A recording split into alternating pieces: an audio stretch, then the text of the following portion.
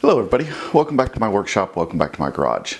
Today we're going to continue to move forward on the two scratch build guitars. What we're going to be doing in this video is just going over the initial coats of Tru-Oil on both guitars, as well as doing the fretwork, a level crown and polish on both guitars. And if we have time, after the level crown and polish on the frets, we might start on the electronics as far as building the pickups go.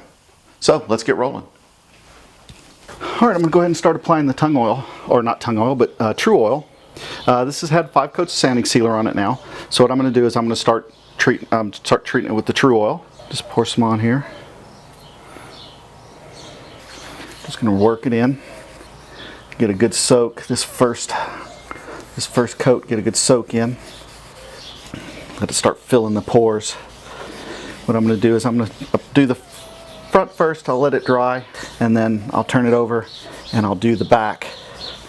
And when I do the back, what I'm going to do is I'm going to wet sand it in to kind of build the slurry up. This maple's actually pretty good for not soaking up a whole lot. It's not an open pore wood, so it doesn't pick up a lot, so that's good. So I should start to see it build pretty quick on the front. Then of course it'll take a little bit longer on the back because that Limba is very open pored, so it's going to soak up a lot. I did hit it with a couple coats of sanding sealer as well, so that should help a little bit, but let that first coat soak in there. I'm going to start putting some Tru-Oil on the back, and what I'm going to do is this first coat, I'm going to actually use some sandpaper to kind of sand it in. That way it kind of gets some wood slurry up and it helps fill the pores. And I'm just using some 400 grit sandpaper.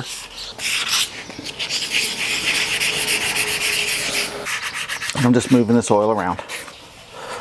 This back is soaking up a lot of the oil, but it was open pore, so that's to be expected. It's starting to even out now, so pretty much means I've got everything into the grain that's going to go right now.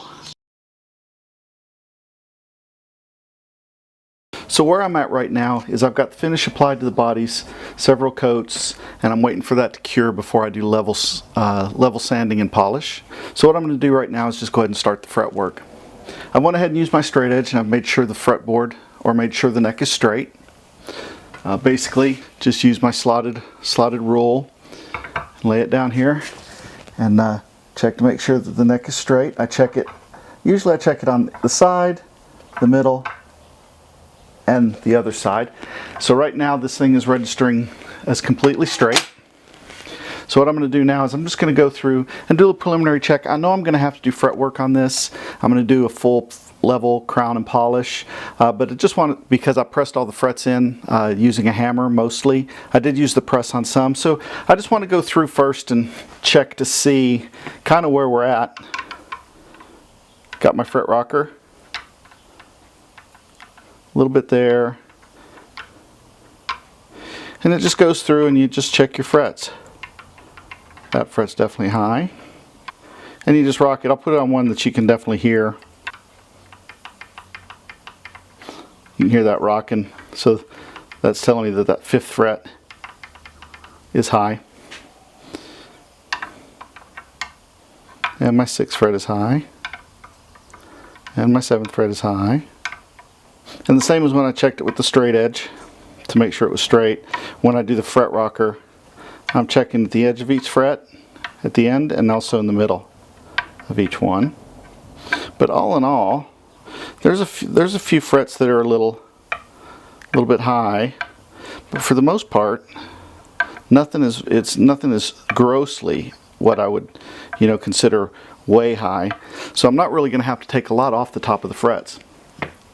So basically what I'm going to do now is I'm just going to mark the top of the frets with the Sharpie. This way, when I use my sanding beam and I go to level the frets, once all the Sharpie's gone off all the frets, and I'll monitor it and I'll go slow, but basically once all the Sharpie's gone off all the frets, I know that all the frets will be level at that point. I've already done preliminary end dressing on all these frets.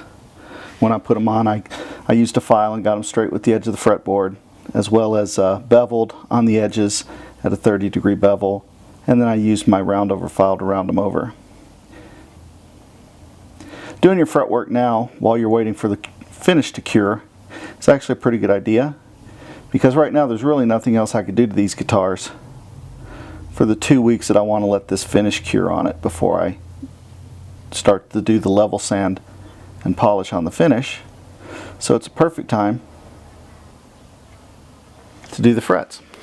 So we're all masked off and we're ready to go through and start filing. So what I've got is I've got my StewMac leveling beam. I got 320 grit on one side and 220 on the other. I'm just going to start with the 320.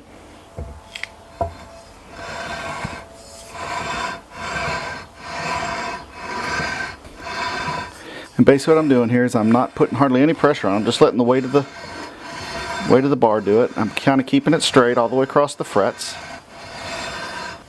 And I can see that it's already taken off quite a bit on some of the frets and still got some low spots on the other ones. So we'll just keep going. The thing you want to remember when you're doing fret work is just be patient. Because if you really start going fast and if you really start bearing down, what you can end up doing is creating flat spots in your frets. You can lose the radius of the frets, because right now it's on a 12 radius, so I'm being very careful just to kind of keep it straight in line with the edge of the fretboard and the center of the fretboard. That way I'm not over sanding in the center or under sanding on the sides. Still a little there. Still a little there, still a little there, but definitely getting closer. And you'll notice I'm still paying attention to the entire fretboard. I'm not just focused in on that one area, because that one area is low. That's why the marker hasn't come off the frets yet. So by continuing to focus on the whole fretboard and all the frets, I'm making sure that I bring all the frets down to that level. And I can see as I'm rotating my leveling beam across that I'm getting really close to being done. And that is it. That one little spot, we got it taken care of. I don't see any blue or black ink from the Sharpie showing on any of the frets on the top. We're straight and level across all of them. So what I'm going to do next is, now that I've leveled them, I'm just going to go back and check them again with the fret rocker to make sure they're level. Because now would be the time, if I've got any that are high, would be the time to mark them and just kind of pay a little bit of attention to those frets. And right now I've got perfectly level frets all the way across, no rocking at all. The next thing I'm going to do is I'm going to do some fall off here in the higher fret registry, because what happens is the truss rod doesn't affect this much down here. So in order to have good fret access, what I'm going to do is about from the 16th fret onwards, I'm going to go ahead and put some tape and I'm going to build it up. So here's 16th fret.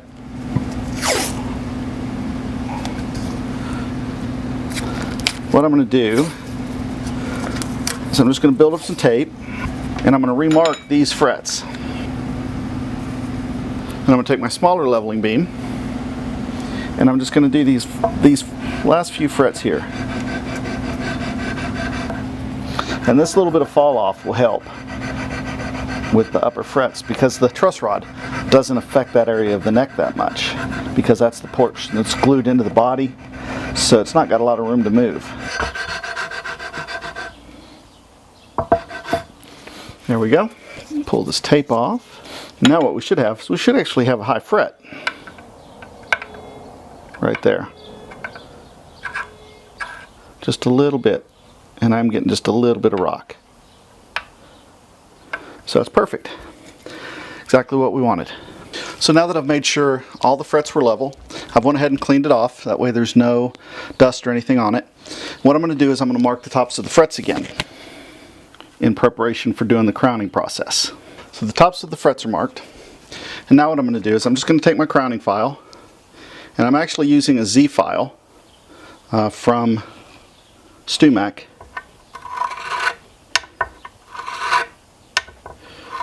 And what I want to do is just go along the edge of the fret,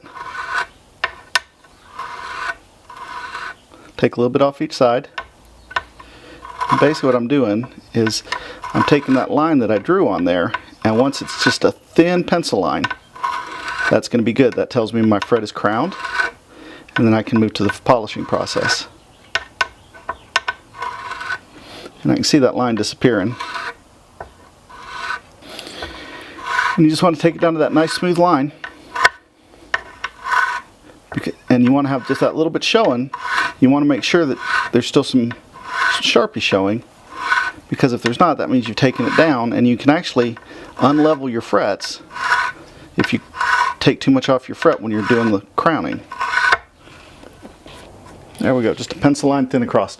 So what I'm going to do now is I'm just going to go through and do the rest of these frets.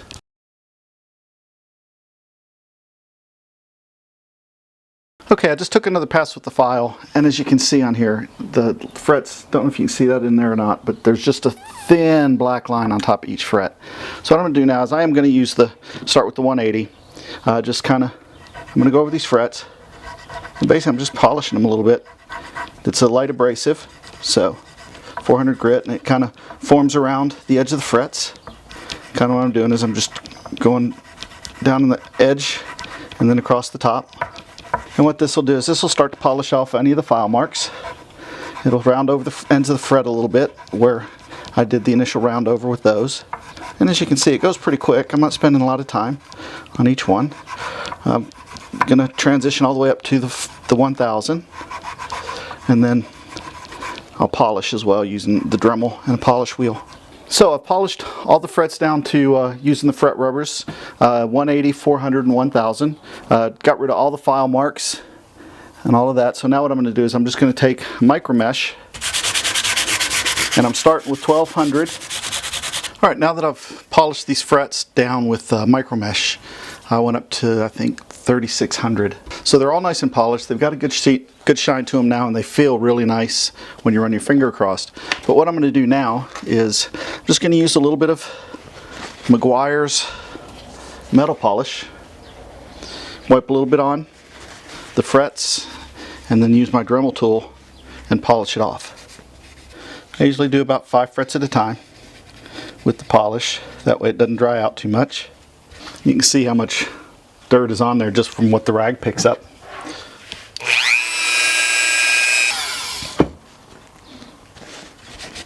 And as you can see, this doesn't take long. Get some polish on the frets and hit it with the Dremel. Don't know if you can see that or not, the difference between the unpolished fret and the polished fret. You can really see a difference off camera, so I just don't know if the camera's going to pick it up.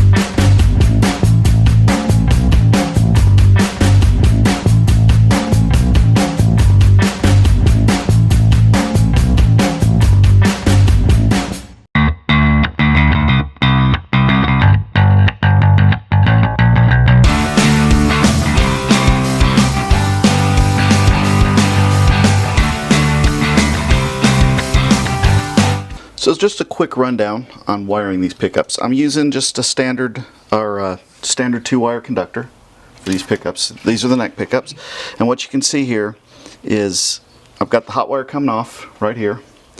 The start wire from this coil, the screw coil, was actually soldered to the base, grounded. I've got the finish wire and the finish wire. Those are going to get soldered together and tucked away, and then the start wire from the slug coil will get wired to the hot wire for the pickup.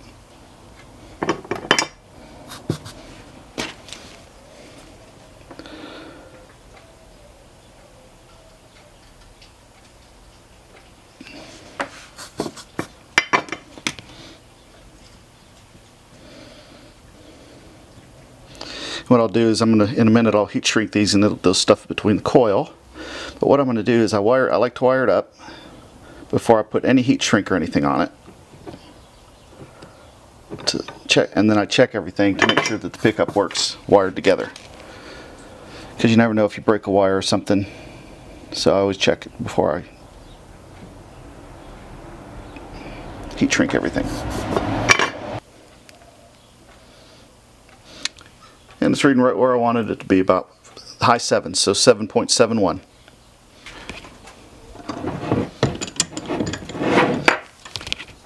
And see if there's a picture there.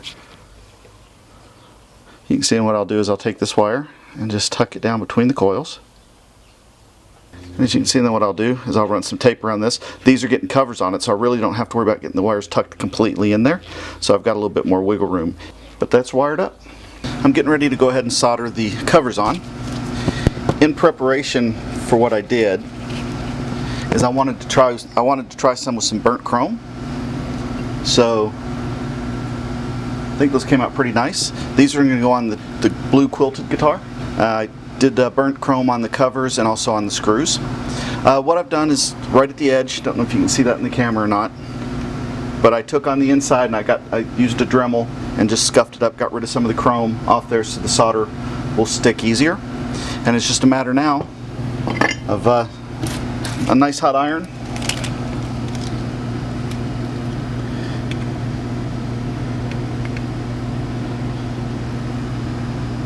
Put it on there, let it set for a few seconds.